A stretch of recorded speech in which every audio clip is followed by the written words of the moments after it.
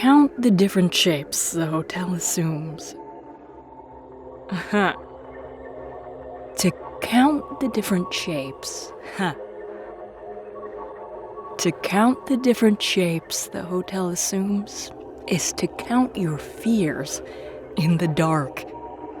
A staggering list, no matter how fearless a face you put on. Of course, of those many, or however many you count, the only one that really matters is the one that gets you. I've explored much of this void. This blank space filled with horror and trauma. There's nothing in here that fear can protect you from. Nothing in here but us. And the guests. And death. And on and on and on. I feel her absence just as keenly as the guests feel her facade. Absence is the gift she's given me. She spoils me with it. I lavish in her emptiness. I am loved by freedom from expectation or anticipation. My reward is already at hand, and I carry it with me everywhere, and always. Home is, as they say, where the heart is. I whiz through the vast empty chamber of the hotel's heart. I can't hear it beating, but Hop says the blood is flowing, so I know it's there. And I know it's home. There's a man in the lobby who has no home of his own and got caught in mine. He's wandered in from without, and some street he was abandoned to. Perhaps out there, fate is pliable. Perhaps out there he might have... Death is her gift for them, and she is truly generous. I know where he is. I am pulled toward him like a beacon, soaring in the black. Even if they could see me, they couldn't see me. But I see. Breathtakingly quickly we're together. No longer a distant thought, no longer a torch in the cave, but a guest. Actual and whole, mumbling something to the concierge.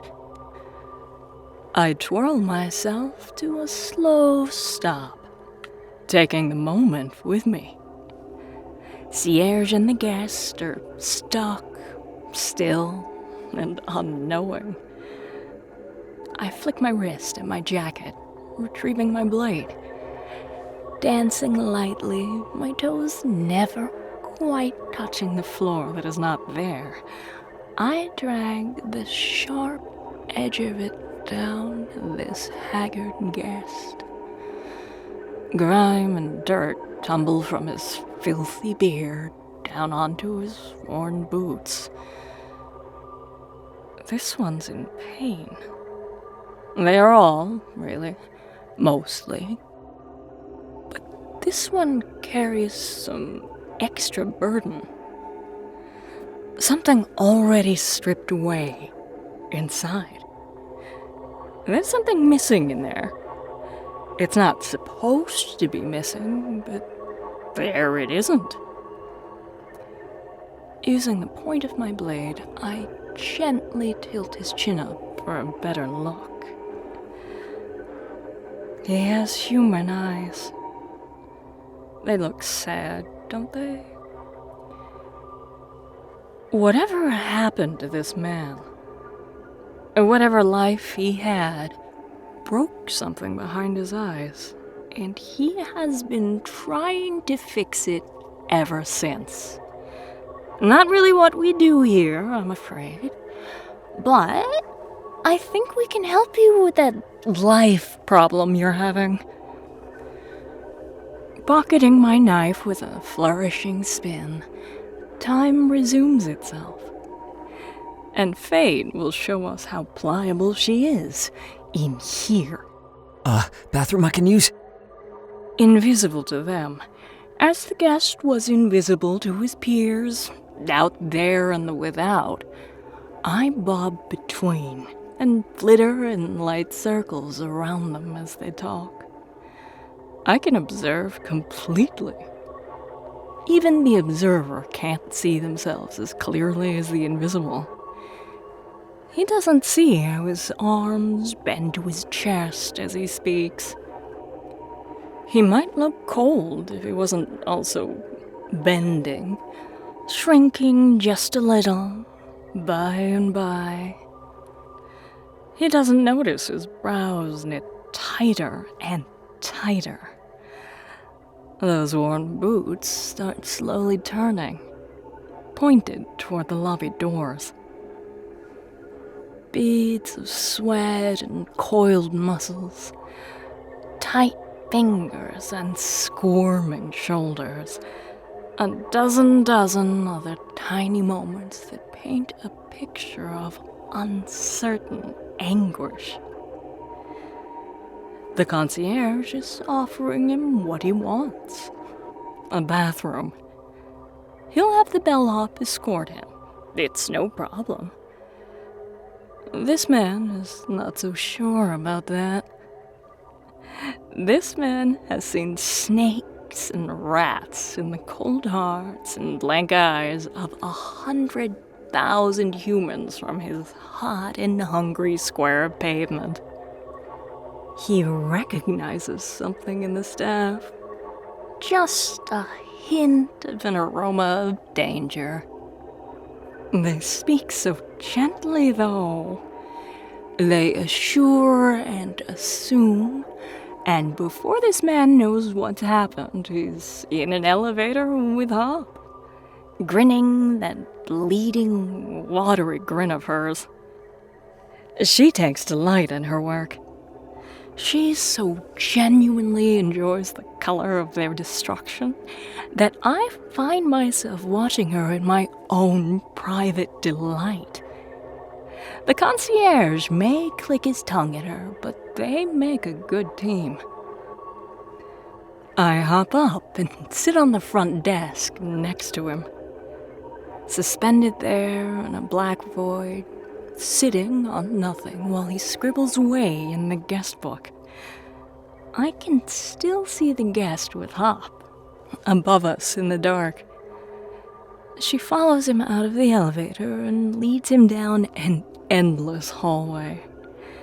They walk for a long while, more or less in place, her smiling the whole time. He's not quite ready to freak out yet. He will. I peek over to Concierge's hand to see what he's written. It looks like gibberish to me, though. My blade finds my hand in a heartbeat, and I lift the corner of the other pages with it. I can't understand a word of it. He can't see me, but he's already looking over at me, smiling warmly, eyes twinkling. Well, not quite at me, but close enough that we can both enjoy a moment of almost being with each other, almost seeing each other. I'm not there, but I am here. He knows. Just as I know she is here. Just as the guest knows the rest of the world is there, even when it doesn't look at him. Just as he knows, high above us, in the dark, that the danger he sensed earlier is here. That danger is her. The darkness is her. Even the concierge is her. I sigh and kick myself off the desk, gliding up past top, laughing and clapping to herself as the guest occasionally runs past her on his way through the darkness. She scrunches her face a little and looks around as I pass. She looks up and waves in the wrong direction at me. I blow her a kiss and wave back anyway, shaking my head fondly. The guest screams so loud he starts coughing and retching.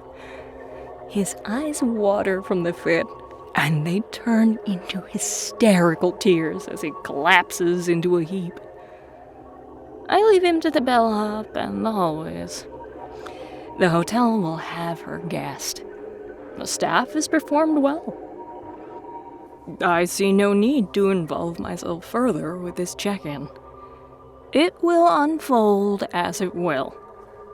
A light hand, a delicate touch, some humble observations. That's all that's required of me here. I soar through the darkness, yet not even the air passes across my cheeks. My jacket doesn't flap, my eyes don't sting with speed or exposure. I know I'm moving without the benefit of motion. I don't need direction or provincial physical space to track my travels. There are many days, but only today. There are many check-ins, but only tonight. There is only the hotel, but she takes many forms. Her vast emptiness is filled with secrets and disaster. I am one of those calamities, crafted by her many loving hands.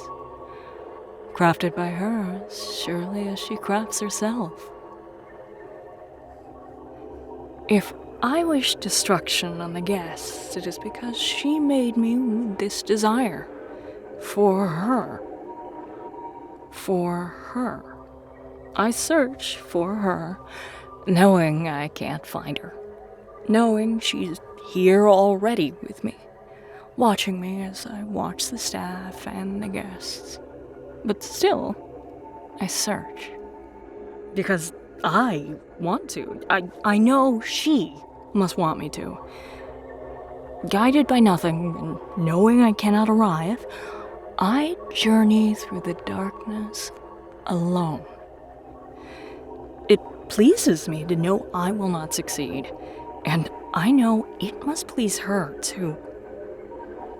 I sigh again and stretch my arms out wide, circling faster and faster, maybe flying faster and faster.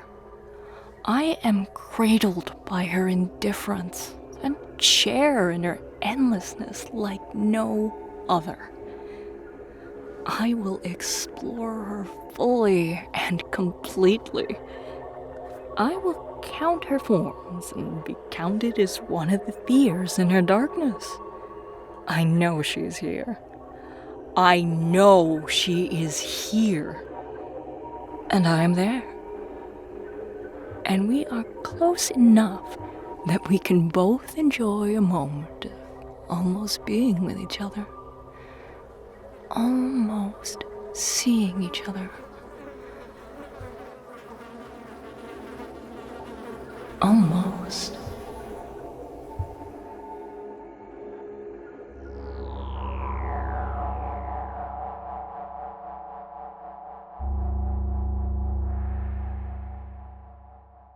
I remember the blood. Yes, I do. I remember the gore and horror and rotting to pieces. My flesh, my pretty blue dress, all bucket slop now. I didn't love it. Rotting. But I really don't see what all the fuss is. The guests are long dead by the time they start to rot, but I can tell they really don't like it. Even though they're all already made of meat and blood. Some people just like to complain. Some people just can't find the joy in life. The bellhop. She knows the blood is red whether it runs or not. She knows the meat is tender, alive or dead. She knows where to find the joy in her work. She's spunky, so full of verve in life. Right now, She is following the guest through my halls, taunting him. She runs ahead and waits for him to stagger by, and then shouts after him as he limps on, hoping against hope that he's dreaming. Her self-esteem is through the roof. I could not be more proud. The guest, of course, doesn't see it that way. He's not very impressed by her confidence. He doesn't see her either, though, not really. He sees her form, odd but serviceable, and always in her nice pressed grays. But I see you just the way you are, little one, not a stitch of skin on you. Bloody meat and exposed nerves stain your uniform with dark maroon bloods. Every time you laugh, thin muscles are pulled away from your beautiful smile. Every time you clap your hands, blood plats out from the bottom of your gloves.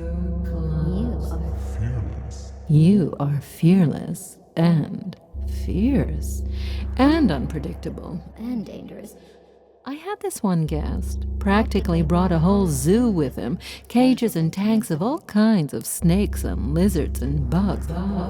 Made an awful mess by the end of it all, especially the snakes. But he had these baby gators, brand new, not more than a day old. Those scaly bastards are born biting, barely have their shells off, and they're already trying to take a chunk out of you. That's the Bellhop. She doesn't care who she gets in her death roll, as long as they're dead. Now, who does that remind you of? After the blood comes the starlight. I know all about that, honey. Dig deeply enough and you'll always hit starlight. Tonight I don't have to dig any deeper than the first story. My starlight is behind the front desk, scribbling away in the guest book. My men love writing their little lists and making their little reports. He tries to be a grandfather clock, something ornate and classic, sturdy and reliable, with gold trimming and interlocking parts that grind and grind and grind. A firm hand and 1,000-yard stare, and always in control. But all I see when I look at you is that sparkle. Bright and vivid colors that paint in godly tapestries. Swirling and piercing in constant dynamic and frankly Chaotic motion. You are filled with beauty and movement. You pop like the fraying and fizzy cosmos, and to say you contain worlds is grossly diminishing. You're not a clock, but you are wound way too tight, and we all know what happens when you don't bend. Something breaks. You've already broken something here, though, haven't you? Already doing some rearranging, Don't like the way I put things, so you put them somewhere else? I'm such a sucker for a strong man, though. What's a girl to do? And there's another one. Buzzing around here someplace. I can feel her, too. Or hear her, in the corner of my ear. Just faintly. A droning hum, nearly constant. She seems nice. Her I keep separate from the others. More. Locked away in a jar so she can't sting anyone. But I poked holes in the lid, so to speak. It's not the each other they need a separation from. It's the guests. I don't know if it's because I didn't really socialize the old crew or because they really don't get out much, but, well, they picked up some odd habits, peculiarities, some stiffness at parties, that kind of thing. We'll get this new crew into fighting shape in no time. They're already killing it with the guests. They're killing it with each other. They're killing it so well, they've already killed my whole staff. Nah.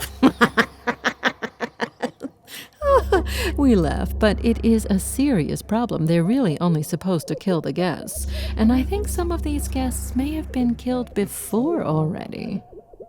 But I can't be on site to wrangle them this entire time. I am only one hotel. Sort of. They just need a dry run, a shakedown, something high stakes to settle them in before I take my hand off the wheel. Please! Not just a check-in, Don't leave me here! but a party. Please! I know who my plus one is. The hotel was created and produced by Veronica, California, and Mark Whitten. Starring Kelly Nienaltowski as the manager, Mark Whitten as the lobby boy, Graham Rowat as the owner, Rissa Montañez as the bellhop, Damon Alums as the concierge, Bailey Wolfe as the auditor, and Christa Lewis. Music by Lauren Picorni, West Rodri, and special guest composer Zach Tatom-Drake. And produced by Pacific Obadiah.